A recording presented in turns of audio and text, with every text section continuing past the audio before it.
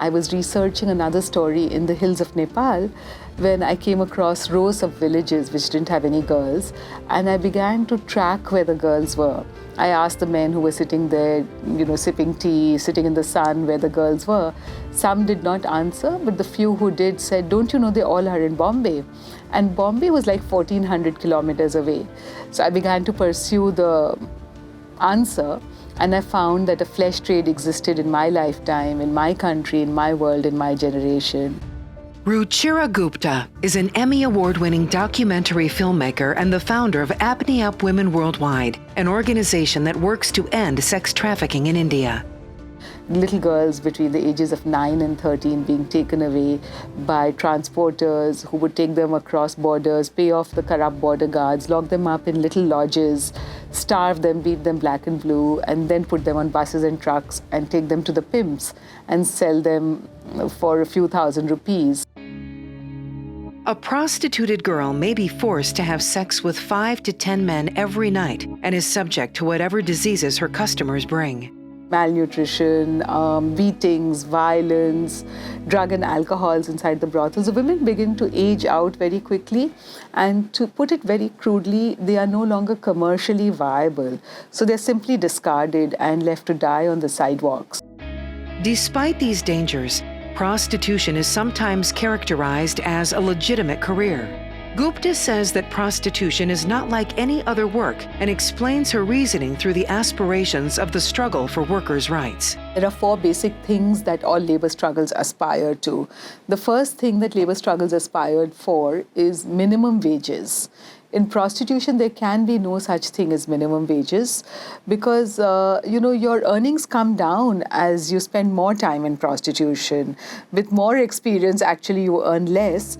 And normally, a prostituted woman earns the most on her first day in the job because all customers want fresh-looking young girls. The other thing that labor struggles aspire for is working conditions. You can put in a button where the prostitute can press on the button to call in a bouncer if somebody is going to hit her, or after he's hit her, actually, in most cases.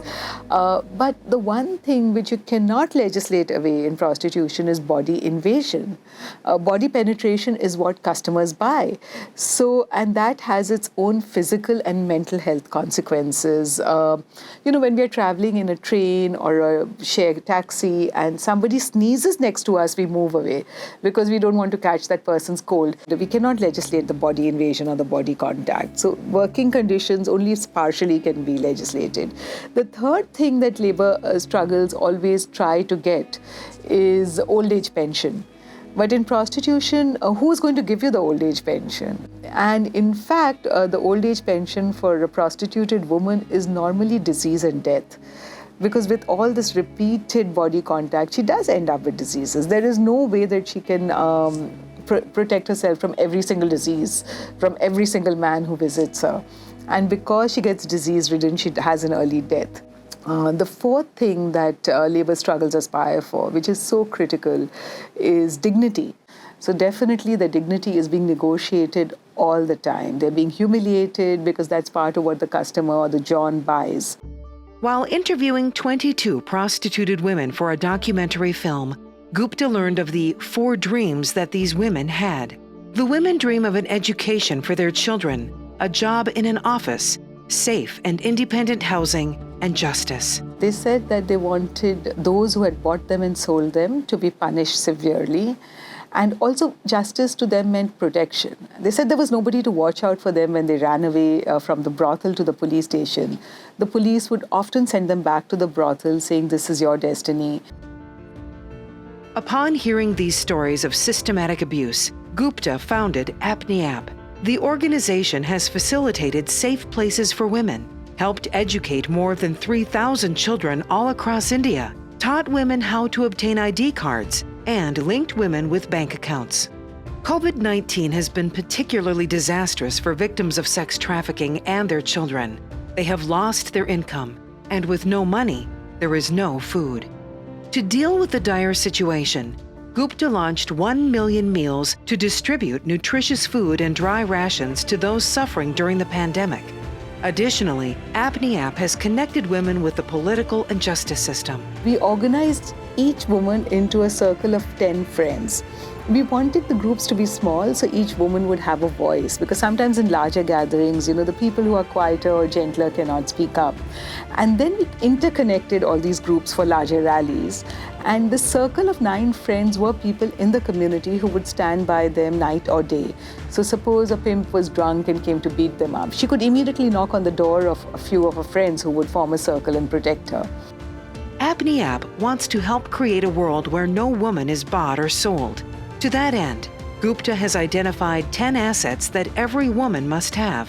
She says that by attaining these 10 assets, prostitution in India will come to an end. For her, it comes down to identifying rights to which everyone is entitled.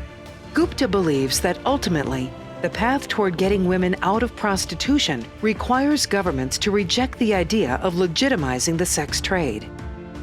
In his 2014 book and in his 2016 Washington Post opinion piece, Jimmy Carter promoted the idea of punishing the buyers of sex. He warned that when one party has power over another to demand sexual access, mutuality is extinguished and the act becomes an expression of domination. President Carter and Ruchira Gupta agree that a job that requires one to give up her freedom of choice to leave that job cannot be regulated as if it were legitimate employment. So I thought about it and I rejected the idea that this can be solved through the labor struggle approach. What we need to do is actually, as people who are in the labor movement, say that prostitution is inherently exploitative and therefore cannot be called work. We have to reject it.